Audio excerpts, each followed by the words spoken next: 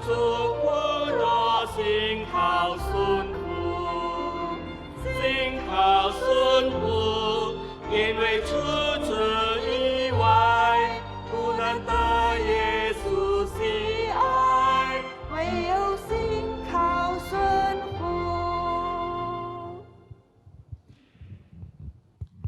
Shalom Bapak Ibu dan Saudara yang terkasih di dalam Tuhan. Mari sebelum kita mendengarkan firman Tuhan, kita minta pertolongan Tuhan. Bapa di surga, sekali lagi kami datang kepada Tuhan, meminta anugerah Tuhan bagi setiap kami untuk menerima kebenaran Tuhan. Sekali lagi kami datang kepada Tuhan dengan satu kerendahan hati, memohon Tuhan Engkau membuka hati kami, telinga kami, untuk sungguh-sungguh mendengarkan firman Tuhan dengan sikap benar di hadapan Tuhan. Berbicarakanlah kepada setiap kami ya Tuhan, dan biarlah Engkau yang beranugerah bagi setiap kami. Di dalam nama Tuhan Yesus kami berdoa dan mengucap syukur. Amin. Bapak Ibu dan Saudara yang terkasih di dalam Tuhan, kita bersyukur pagi hari ini kita kembali dapat bersama-sama belajar firman Tuhan. Saudara, pernahkah kita mengenal seorang Kristen yang dengan sengaja tidak mau belajar?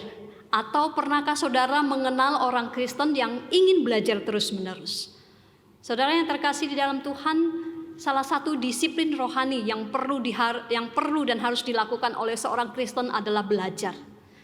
Ketika kita belajar, tidak harus menjadi seorang sarjana. Kita tidak harus tahu segalanya, tetapi kita harus berusaha, bertumbuh dan belajar. Nah, saudara, bagaimana kita mau menjadi seorang yang saleh kalau kita tidak tahu apa artinya itu saleh? Bagaimana kita mau bertumbuh menjadi serupa dengan Kristus kalau kita tidak tahu lebih banyak tentang siapa dan apa Kristus itu? Seperti apa Kristus itu? Nah, saudara yang terkasih di dalam Tuhan, kita tidak boleh berasumsi bahwa jika kita lebih tua, kita sudah tua, kita lebih bijaksana. Enggak juga saudara, karena kita juga bisa mendapati orang-orang yang sudah tua tetapi juga kurang bijaksana. Nah, saudara, kita juga tidak boleh berasumsi bahwa saya sudah lama ikut Kristus, saya sudah lama jadi orang Kristen, berarti saya sudah tahu segalanya. Enggak juga saudara. Maka hari ini saya mengajak kita sekalian kembali belajar daripada firman Tuhan, belajar secara khusus dari orang-orang Israel di kitab Nehemia 8 ayat 1 sampai 10. Nah, saudara, apa yang bisa kita pelajari dari mereka? Mari kita membuka bagian firman Tuhan ini. Saya akan membacakan buat Bapak Ibu sekalian dan silakan menyimak dengan baik-baik. Nehemia 8 ayat 1 sampai 10. Ketika tiba bulan yang ke-7, sedang orang-orang Israel telah menetap di kota-kotanya, maka serentak berkumpullah seluruh rakyat di halaman di depan pintu gerbang air. Mereka meminta kepada Ezra ahli kitab itu supaya ia membawa kitab Taurat Musa, yakni kitab hukum yang diberikan Tuhan kepada Israel. Lalu pada hari pertama bulan yang ke-7 itu Imam Ezra membawa kitab Taurat itu ke hadapan jemaah, yakni baik laki-laki maupun perempuan, dan setiap orang yang dapat mendengar dan mengerti. Ia membacakan beberapa bagian daripada kitab itu di halaman di depan pintu gerbang air dari pagi sampai tengah hari di hadapan laki-laki dan perempuan dan semua orang yang dapat mengerti. Dengan penuh perhatian seluruh umat mendengarkan pembacaan kitab itu. Ezra, ahli kitab itu, berdiri di atas mimbar kayu yang dibuat untuk peristiwa itu. Di sisinya sebelah kanan berdiri Matia, Sema, Anaya, Uria, Hilkia, Maasea. Sedang di sebelah kiri berdiri Pedaya, Misael, Malkia, Hasum, Hasbadana, Zakaria dan Mesulam. Ezra membuka kitab itu di depan mata seluruh umat karena ia berdiri lebih tinggi dari semua orang itu. Pada waktu ia membuka kitab itu semua orang bangkit berdiri. Lalu Ezra memuji Tuhan Allah yang maha besar dan semua orang menyambut dengan amin, amin sambil mengangkat tangan. Kemudian mereka berlutut dan sujud menyembah kepada Tuhan dengan muka sampai ke tanah. Juga Yesua, Bani, Serebia, Yamin, Akub, Sabetai, Hodiah, Maasea, Gelita, Azaria, Yozabat, Hanan, Pelaya, dan yang adalah orang-orang Lewi mengajarkan Taurat itu kepada orang-orang itu, sementara orang-orang itu berdiri di tempatnya. Bagian-bagian daripada kitab itu, yakni Taurat Allah, dibacakan dengan jelas, dengan diberi keterangan-keterangan sehingga pembacaan dimengerti. Lalu Nehemia, yakni kepala daerah itu, dan Imam Ezra, ahli kitab itu, dan orang-orang Lewi yang mengajar orang-orang itu berkata kepada mereka, "Hari ini adalah kudus bagi Tuhan Allahmu. Jangan kamu berduka cita dan menangis. Karena semua orang itu menangis ketika mendengar kalimat-kalimat Taurat itu. Bapak, Ibu, dan saudara yang terkasih dalam Tuhan, kita melihat satu perubahan yang besar terjadi pada orang-orang di Yerusalem ketika Nehemia datang kepada mereka. Ketika Nehemia menerima panggilan Tuhan dan melakukan perjalanan ke Yerusalem, dia menemukan ada orang-orang yang sudah puas dengan status quo, orang-orang yang tidak ingin perubahan dan orang-orang yang takut akan perubahan. Tetapi di pasal 8 ini kita menemukan adanya satu transformasi. Orang-orang ini menjadi berbeda sekali daripada yang sebelumnya. Saudara, kita tahu bahwa sumber transformasi itu sendiri adalah Tuhan. Tetapi itu hanya dimungkinkan ketika umatnya menyatakan kesediaan untuk tunduk dan menyerah kepada panggilan Tuhan. Saudara, Tuhan dapat melakukan apa saja yang Dia inginkan. Tetapi di sini kita melihat Tuhan memilih untuk tidak bertindak kecuali umatnya menyerah kepada panggilan dan kehendaknya sendiri. Nah, saudara, orang-orang ini telah diubahkan karena mereka telah berserah diri kepada Tuhan dan Tuhan memberkati mereka. Dan sekarang, saudara, orang-orang Israel ini berdiri di balik tembok yang sudah dibangun. Saudara, kita ingat bahwa Nehemia pergi ke Yerusalem bersama dengan orang Israel, mereka membangun kembali tembok Yerusalem yang runtuh itu. Nah, sekarang orang-orang Israel itu sudah berdiri di balik tembok yang melindungi mereka dan membawa kembali identitas mereka sebagai umat Allah. Kalau kita lihat sampai di sini, saudara, ini merupakan satu pencapaian yang besar bagi orang-orang Israel yang kembali daripada pembuangan. Dan ini juga merupakan saat di mana mereka bisa jatuh ke dalam kesombongan kalau mereka merasa dan kalau mereka mengaku bahwa apa yang mereka dapatkan, mereka capai hari itu adalah kemampuan mereka. Tetapi saudara, di sini kita tidak melihat hal itu. Apa yang kita lihat? Saudara, di pasal 7 kita kalau saudara baca kembali, kita melihat Nehemia mulai membentuk satu komunitas. Komunitas yang terdiri dari orang-orang yang pulang dari pembuangan. Nehemia mulai membuat daftar orang-orang yang pulang dari pembuangan itu. Semacam sensus, saudara. Dan karena tembok Yerusalem sudah dibangun, orang-orang ini sudah kembali ke Yerusalem, menetap di rumah mereka yang ada di sekitar kota Yerusalem itu. Saudara, kalau kita lihat di pasal 7 itu lebih banyak kita memperhatikan Nehemia apa yang dikerjakannya. Tetapi di pasal 8 ini kita akan melihat lebih banyak kita melihat perhatian kita itu tertuju kepada orang-orang Israel itu sendiri. Saudara, apa yang mereka lakukan setelah mereka sudah mencapai pembangunan yang sudah berjalan dengan baik itu, saudara? Apa yang mereka lakukan setelah mereka sudah boleh hidup dengan tenang di balik tembok Yerusalem itu? Apakah mereka merasa bahwa apa yang mereka lakukan itu adalah kemampuan mereka sendiri? Apakah mereka menepuk dada bahwa mereka itu begitu hebat? Ketika tembok itu sudah dibangun, apakah mereka langsung mengangkat Nehemia menjadi pemimpin mereka? Tidak, saudara. Orang-orang ini memahami betul bahwa apa yang terjadi, apa yang sudah mereka capai, itu semata-mata disebabkan dan oleh karena Tuhan sendiri. Lalu kita melihat apa yang mereka lakukan, saudara. Orang-orang ini berkumpul untuk melakukan apa yang kita sebut hari ini sebagai kebaktian. Meskipun apa yang mereka lakukan sedikit berbeda dengan apa yang kita lakukan. Kita lihat pertama, orang-orang ini berkumpul. Mereka merasa perlu untuk berkumpul bersama. Saya yakin ini juga merupakan sesuatu yang Tuhan inginkan supaya umatnya itu berkumpul bersama-sama. Tetapi tidak sekedar berkumpul, perkumpulan pertemuan yang mereka adakan itu untuk satu maksud dan satu tujuan. Saudara, mari kita lihat apa yang Alkitab katakan tentang pertemuan itu di ayat 2. Maka serentak berkumpullah seluruh rakyat di halaman di depan pintu gerbang air. Mereka meminta kepada Ezra, ahli kitab itu, supaya ia membawa kitab Taurat Musa, yakni kitab hukum yang diberikan Tuhan kepada Israel. Saudara, kita melihat mereka berkumpul untuk suatu tujuan, yaitu menyerukan pembacaan firman Tuhan dan untuk menyembah Tuhan. Saudara, untuk masalah ini, surat Ibrani juga mengingatkan kepada kita Jangan menjauhkan diri dari pertemuan-pertemuan ibadah seperti dibiasakan oleh beberapa orang. Saudara, bagi kita hari ini merupakan suatu contoh yang baik yang patut kita tiru. Ibadah itu adalah bagian yang penting dari hidup kita sebagai orang percaya. Kalau kita melihat semua pekerjaan yang sudah dilakukan, semua kemenangan dan semua yang terjadi di dalam kehidupan orang-orang Israel pada waktu itu, mereka menyadari betapa pentingnya menyembah Tuhan. Sebagai orang percaya, kadang mungkin ada orang yang menganggap remeh ibadah. Sesuatu yang seharusnya tidak boleh dilakukan.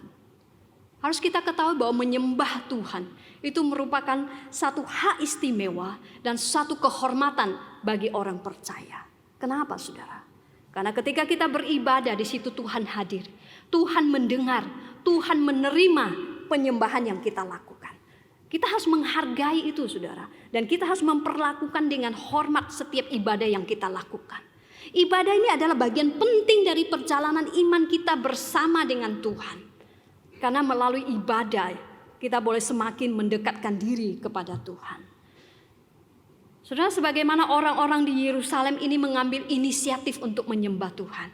Begitu pula kita hari ini. Kita harus mengambil kesempatan untuk mempersembahkan penyembahan kita kepada Tuhan. Ibadah harus menjadi bagian kehidupan kita setiap hari. Memang kita bisa beribadah di rumah. Tetapi ketika kita berbakti bersama, itu juga merupakan bagian yang vital untuk persekutuan kita. Saudara, baik kita yang beribadah di rumah maupun yang beribadah di gereja, kita sama-sama menyatakan keinginan kita untuk menyembah Tuhan dengan kerelaan hati kita, dengan hati yang terbuka. Supaya apa, saudara? Kita sungguh-sungguh boleh masuk ke dalam satu penyembahan yang berkenan kepada Tuhan. Saudara, sebagai orang percaya, seharusnya kalau tidak ibadah itu gelisah hatinya. Terutama ketika di hari Minggu, hari yang Tuhan kuduskan, tidak ibadah itu sesuatu yang sangat disayangkan. Saudara, bukan hanya berbicara soal firman Tuhan itu dibacakan dan beribadah itu sendiri. Ada hal yang cukup menarik yang bisa kita lihat pada ayat ini. Saya ingin kita memperhatikan di mana fokus penyembahan mereka. Fokus mereka bukan lagi pada bait suci. Kita tahu bangsa Israel selama bertahun-tahun dalam hidup mereka, bait suci merupakan pusat di mana segala sesuatu yang berhubungan dengan penyembahan itu ada di situ. Tetapi di sini mereka menyembah di luar bait suci. Nah, fokus ibadah mereka sekarang adalah Tuhan itu sendiri dan berpusat kepada firman Tuhan. Saudara, sebagai orang percaya, fokus dan penekanan kita juga tidak boleh ditumpukan hanya kepada gedung, hanya kepada program apapun yang kita miliki di gereja. Penyembahan kita itu harus berfokus kepada Allah dan kepada firman-Nya. Kita melihat ada semacam pergeseran bagi orang-orang Israel yang ada di Yerusalem ini. Karena fokus mereka dalam beribadah itu sudah berpindah. Dari pusat bait suci berpindah kepada firman Tuhan itu sendiri. Saudara, kita percaya kuasa sabda Allah yang hidup dan yang aktif itu jauh lebih penting daripada bangunan apapun yang kita miliki atau program apapun yang kita jalankan. Kita percaya melalui firman Tuhan itulah ibadah yang kita lakukan, hidup kita sebagai orang percaya itu dapat diubah. Saudara yang terkasih, saat kita beralih kepada ayat 3, kita melihat bahwa penekanan pada firman Tuhan itu semakin terlihat. Situ dikatakan, lalu pada hari pertama bulan yang ke-7 itu Imam Ezra membawa kitab Taurat itu ke hadapan jemaah, yakni baik laki-laki maupun perempuan dan setiap orang yang dapat mendengar dan mengerti. Saudara, setelah kitab hukum Taurat itu diberikan melalui Musa, kitab itu terus dibacakan kepada orang Yahudi, orang Israel pada waktu itu. Ini merupakan satu kebiasaan di mana setiap orang diharapkan, bahkan diharuskan untuk mempelajari hukum Taurat. Dengan kata lain, mempelajari firman Tuhan. Bagi orang-orang ini, firman Tuhan bukan lagi sekedar pilihan. Mau saya terima atau saya tinggalkan. Bagi mereka, firman Tuhan itu sendiri adalah kehidupan. Dan kita lihat di sini, Firman Tuhan itu tidak hanya diberlakukan bagi para pemimpin agama, tetapi bagi setiap umat Tuhan. Sama halnya bagi kita orang percaya hari ini. Firman Tuhan juga bukan pilihan bagi kita. Saya mau terima atau tidak. Saya mau baca atau tidak. Bukan seperti itu, saudara. Sebagai orang percaya, kita tidak dapat hidup tanpa firman Tuhan yang memimpin, yang membimbing, dan yang menuntun hidup kita. Kita seharusnya menerima firman Tuhan itu setiap hari. Sebagaimana pemazmur berkata, yang kesukaannya ialah Taurat Tuhan dan yang merenungkan firman itu siang dan malam. Saudara, inilah hati seorang murid Tuhan yang mau terus-menerus belajar. Mungkin ada yang bertanya, berapa banyak bagian dari Alkitab yang saya harus baca setiap hari? Mari kita lihat di ayat 4, saudara. Ia membacakan beberapa bagian daripada kitab itu di halaman di depan pintu gerbang air dari pagi sampai tengah hari di hadapan laki-laki dan perempuan dan semua orang yang dapat mengerti. Dengan tentunya telinga penuh perhatian seluruh umat mendengarkan pembacaan kitab Taurat itu. Saudara, kita perhatikan mereka membacanya dan mendengarkannya dari pagi sampai tengah hari. Itu berapa lama, saudara? Beberapa penafsir mengatakan memberikan kita satu waktu. Itu sekitar 6 jam. Tidak hanya mereka membacanya selama 6 jam. Kita melihat bahwa orang-orang memberikan perhatian penuh mereka pada pembacaan firman Tuhan itu. Saudara, kalau kita dengar 6 jam, waduh, itu satu kebaktian yang begitu panjang. 6 jam terus menerus. Hari ini kalau khotbah lebih daripada 45 menit, orang sudah mulai gelisah. Kalau ibadah sudah lewat dari 1 jam 15, orang sudah mulai gelisah. Saudara yang terkasih di dalam Tuhan, 6 jam mendengarkan firman Tuhan dan mereka memberikan perhatian penuh. Apa yang sebenarnya Alkitab ingin katakan tentang orang-orang ini? Ini memberitahukan kepada kita bahwa orang-orang ini memahami pentingnya firman Tuhan bagi kehidupan mereka. Sehingga mereka rela memberikan waktu mereka, mengorbankan waktu mereka untuk mengenal Tuhan dan firman-Nya itu dengan lebih baik. Saudara, harus kita ketahui bahwa pada waktu itu tidak setiap orang memiliki gulungan kitab yang dapat mereka baca di rumah. Maka pembacaan kitab suci di hadapan umum itu merupakan salah satu cara yang penting untuk supaya setiap orang bisa mendengarkan firman Tuhan. Jadi bisa kita pahami ketika firman Tuhan itu dibacakan, maka mereka mendengarkan dengan telinga terbuka. Saudara, bukan hanya telinga jasmani terbuka, tetapi telinga rohani kita terbuka dan hati yang penuh perhatian. Nah, ini yang bisa menyebabkan hidup kita berubah. Kalau kita mendengar masuk sebelah kanan, keluar sebelah kiri, apa yang bisa mengubah hidup kita? Saudara, saya rasa kita tidak perlu sampai kebaktian 6 jam, bukan? Dan saya juga tidak tahu apakah di antara saudara ada yang sanggup untuk benar-benar ibadah 6 jam, benar-benar mendengarkan firman Tuhan 6 jam. Tetapi saya percaya bukan soal lamanya waktu ibadah yang kita lakukan sekarang ini. Hari ini Tuhan telah memberi kita banyak sekali salinan firman Tuhan. Itu bisa kita akses di mana aja. Mau Alkitab secara tertulis, yang digital, mau di handphone kita, mau dimanapun, saudara. Bisa kita baca di rumah, bisa kita baca di sekolah, di gereja, bisa di tempat kerja, di mana saja. Begitu fleksibel bagi kita. Firman Tuhan sudah tersedia bagi kita 24 jam. Dan kita tidak harus duduk mendengarkan, dibacakan selama 6 jam, saudara. Kita sungguh bersyukur. Hari ini kita memiliki firman Tuhan yang bisa kita akses kapan saja kita mau.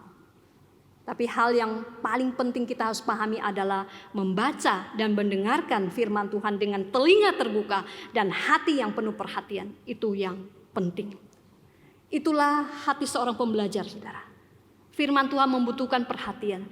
Firman Tuhan itu ketika kita perhatikan dengan sungguh-sungguh, kita pelajari dengan sungguh-sungguh, itu baru akan mengubahkan hidup kita.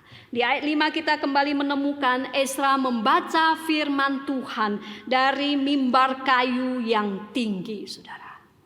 Dan di sana, tadi dicatatkan di ayat 5, di sebelah kiri kanannya ada pemimpin, ada pengajar-pengajar lain.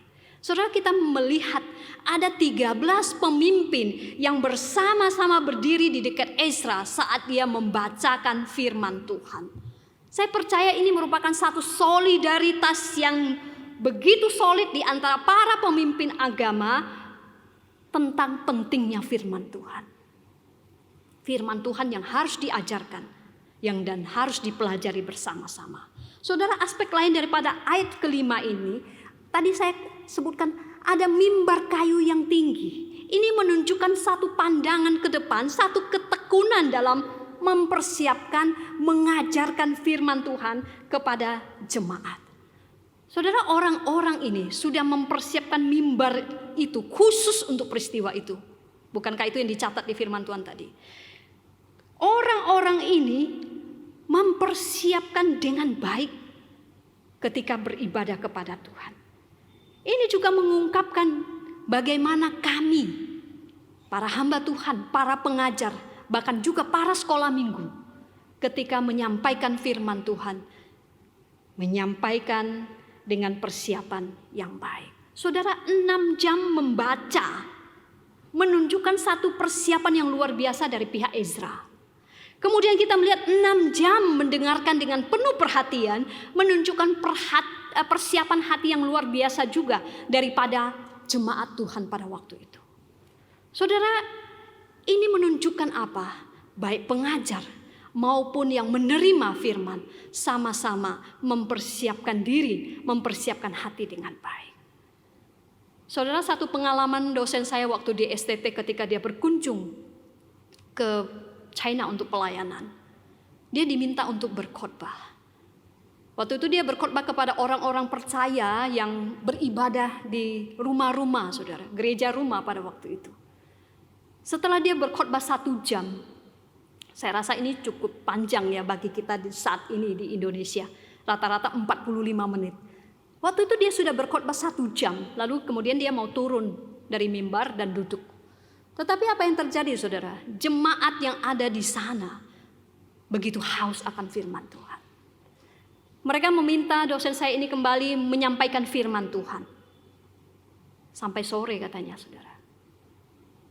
Saudara yang terkasih, yang saya mau katakan adalah betapa kita melihat orang-orang ini bukan hanya rindu akan firman Tuhan, tetapi ketika mereka datang beribadah kepada Tuhan, mereka memang sudah mempersiapkan hati mereka untuk mendengar firman Tuhan. Saudara yang terkasih, hari ini apakah kita juga mempersiapkan diri untuk beribadah di setiap hari Minggu? Atau kita datang buru-buru? Ketika kita yang beribadah di rumah, apakah kita sudah jam persis atau sudah lewat-lewat kita baru buka YouTube-nya, baru kita ikuti ibadah? Saudara, ketika kita mau beribadah, kita belajar untuk mempersiapkan hati kita. Apakah kita juga siap mendengarkan firman Tuhan ketika itu diberitakan? Saya percaya setiap hamba Tuhan berusaha keras untuk mempersiapkan khotbah yang akan dibawakan. Tetapi apakah saudara, setiap jemaat Tuhan juga mempersiapkan hati dan telinga dengan kerendahan hati untuk mendengarkan apa yang mau Tuhan katakan kepada kita semua? Saudara yang terkasih di dalam Tuhan, mari kita belajar mempersiapkan hati untuk beribadah kepada Tuhan. Di ayat 6 sekali lagi kita melihat bagaimana reaksi orang-orang saat pembacaan firman Tuhan. Di situ dikatakan Ezra membuka kitab itu di depan mata seluruh umat. Ketika ia berdiri lebih tinggi dari semua orang itu, pada waktu ia membuka kitab itu, semua orang bangkit berdiri. Saudara, reaksi orang-orang di sini adalah satu kerendahan hati. Ketika mereka berdiri menunjukkan satu rasa hormat, kekaguman kepada Tuhan dan firman-Nya. Ini mengajarkan kepada kita. Saat kita baca firman Tuhan, saat kita mendengarkan firman Tuhan, kita juga perlu dengan sikap hormat di hadapan Tuhan. Hari ini kita memiliki begitu banyak sekali terjemahan Alkitab, dan boleh saya katakan khususnya di Indonesia hampir tidak terbatas persediaan Alkitab bagi kita. Firman Tuhan itu begitu berlimpahnya bagi kita, dan ini hal yang harus kita syukuri. Tetapi itu tidak terjadi pada waktu zaman Nehemia. Pada saat itu salinan kitab suci itu begitu langka. Dan ketika orang-orang memiliki kesempatan untuk mendengarkan firman Tuhan, mereka menerimanya dengan sungguh hati dan memperlakukan firman itu sebagaimana seharusnya. Kalau hari ini kita memiliki Alkitab yang tersedia bahkan dengan berbagai macam komentari, saudara, tetapi masih kita dapati ada beberapa segelintir orang, kalau saya tidak katakan banyak, orang yang meremehkan firman Tuhan. Menganggap firman Tuhan itu kuno, gak berlaku lagi. Saudara, saya katakan firman Tuhan, sabda Tuhan, relevannya hari ini dengan hari ketika firman itu diberitakan itu persis sama. Masih relevan buat kita hari ini. Oleh karena itu, saudara, mari kita sungguh-sungguh menerima firman Tuhan dengan sikap hormat di hadapan Tuhan. Di ayat 7 kita menemukan penghormatan orang-orang akan firman Tuhan, di mana mereka mempersembahkan pujian. Lalu Esra memuji Tuhan, Allah yang maha besar. Semua orang menyambut dengan amin, amin sambil mengangkat tangan. Kemudian mereka berlutut, bahkan di terjemahan lain katakan menundukkan kepala, dan sujud menyembah kepada Tuhan dengan muka sampai ke tanah. Saudara, saya ingin kita memperhatikan fokus pujian mereka. Fokus penyembahan mereka bukan kepada kitab itu, saudara. Bukan kepada Musa yang melaluinya kitab Taurat itu diberikan. Tetapi pujian itu ditujukan kepada Allah, sang pemilik firman itu. Saudara, kita juga melihat bahwa orang-orang ini begitu sehati dengan pemimpin mereka. Mereka bersehati satu sama lain dengan penyembahan mereka. Para pemimpin, para pengajar, mereka mempersiapkan firman. Para jemaah, mereka juga mempersiapkan hati ketika menerima firman. Itulah yang dikatakan satu penyembahan. Saudara, apa yang mereka lakukan di tengah-tengah penyembahan itu? Kalau kita lihat ayat 8 dan 9, kita melihat orang-orang Lewi itu mengajarkan Taurat kepada orang Israel. Sementara orang-orang itu berdiri di tempatnya. Saudara perhatikan, berdiri di tempatnya. Kalau kita perhatikan tadi pembacaan firman Tuhan dari pagi sampai tengah hari itu 6 jam, kalau boleh kita katakan itu mereka berdiri, saudara. Nah, bagian-bagian daripada kitab itu yakni Taurat Tuhan dibacakan dengan jelas, dengan diberi keterangan-keterangan sehingga pembacaan dimengerti. Nah, saudara, kita di sini melihat firman Tuhan diajarkan, dijelaskan oleh para pemimpin ini kepada mereka, jemaat Tuhan, supaya mereka memahami. Satu hal kita perlu ketahui bahwa orang-orang yang pulang dari pembuangan ini, saudara, mungkin mereka tidak bisa lagi memahami bahasa asli daripada Alkitab, kitab yang mereka terima. Orang-orang ini kebanyakan memakai bahasa Aram yang merupakan bahasa dunia pada hari itu. Oleh karena itu para pemimpin ini menjelaskan, boleh dikatakan mungkin menerjemahkan dengan tepat bahasa asli Ibrani kepada bahasa yang mereka pakai, sehingga tidak terjadi kesalahmengertian, tetapi ada pengertian akan firman Tuhan itu sendiri. Nah, saudara, setelah firman Tuhan itu dibacakan di ayat 10, Nehemia berkata kepada orang-orang itu untuk tidak berduka cita, tetapi bersuka cita, karena hari itu adalah hari yang kudus bagi Tuhan. Karena hari itu mereka boleh menerima firman Tuhan. Saudara yang terkasih di dalam Tuhan, ini yang kita pelajari bahwa pembacaan firman Tuhan dan ibadah yang kita lakukan seharusnya mendatangkan sukacita setiap kali kita beribadah.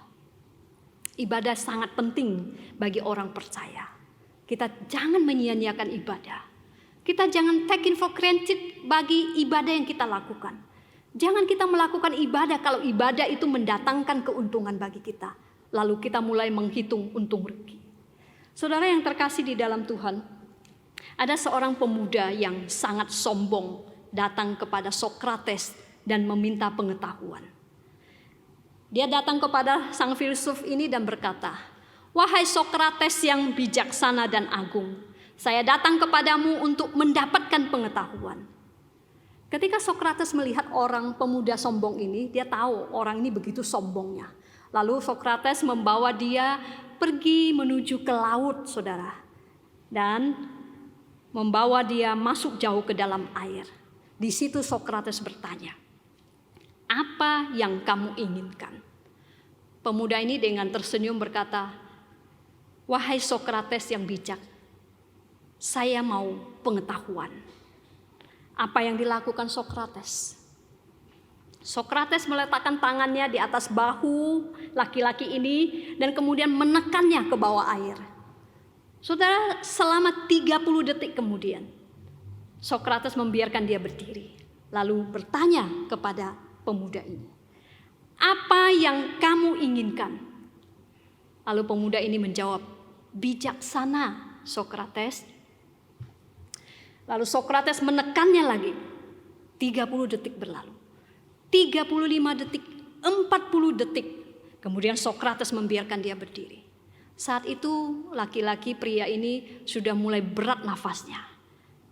Sokrates bertanya, "Apa yang kamu inginkan, anak muda?" Di tengah nafas yang terengah-engah itu dia menjawab, "Pengetahuan, hai Sokrates yang bijaksana." Kemudian Sokrates menahannya sekali lagi. 40 detik. 50 detik. Dan Sokrates bertanya, "Apa yang kamu inginkan?" Pemuda ini cepat-cepat berteriak, "Udara! Aku butuh udara." Lalu Sokrates berkata kepadanya, "Ketika kamu menginginkan pengetahuan, sebagaimana baru saja kamu menginginkan udara, maka Anda akan memiliki pengetahuan." Saudara, pemuda ini menganggap begitu penting pengetahuan, sehingga ia ingin mendapatkannya. Bukan dengan kesombongan, tetapi dengan keinginan yang kuat dan juga kerendahan hati. Saudara, begitu juga dengan firman Tuhan. Firman Tuhan adalah kehidupan bagi orang percaya. Bukan hanya sekedar sesuatu yang penting, tetapi itu adalah hidup kita, saudara. Kita harus mendengarkannya, merindukannya, mempelajarinya, dan terus mempelajarinya. Nah, itulah sikap hati seorang pembelajar. Firman Tuhan menuntut perhatian penuh, menuntut kerendahan hati kita, supaya kita sungguh-sungguh mendapatkan firman itu.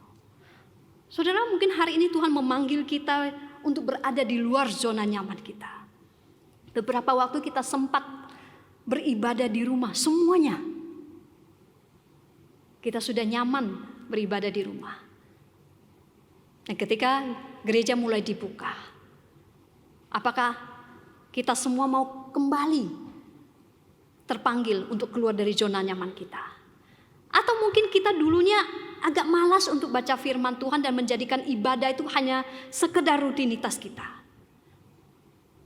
Tuhan ingin memanggil kita keluar dari zona itu. Tuhan ingin kita belajar untuk melakukan apa yang seharusnya dilakukan oleh seorang murid. Kita harus belajar rajin untuk mempersiapkan diri di dalam beribadah, mempersiapkan hati di dalam mendengarkan firman Tuhan. Saudara, sebagai seorang murid Kristus, mau tidak mau, suka atau tidak suka, kita harus mau belajar dan diajari oleh firman Tuhan. Ketika kita sudah memiliki firman Tuhan, apa yang dikatakan oleh Nehemia, bersukacitalah. Kenapa kita bersukacita? Kita bersukacita karena Tuhan sudah menawarkan pengampunan melalui Yesus Kristus. Kita bersukacita karena dari firman Tuhan itulah kita mendapatkan satu kekuatan. Karena dari firman Tuhan itulah yang memberitahukan kepada kita siapa Kristus itu, seperti apa Kristus itu, supaya kita bisa meneladani Dia. Saudara yang terkasih, inilah yang kita lakukan sebagai murid sejati. Memiliki hati seorang pembelajar, belajar beribadah, belajar akan firman-Nya. Saudara, ini kedua hal yang sangat mendasar yang tidak bisa dipisahkan dan yang tidak boleh tidak ada di dalam kehidupan kita sebagai orang percaya.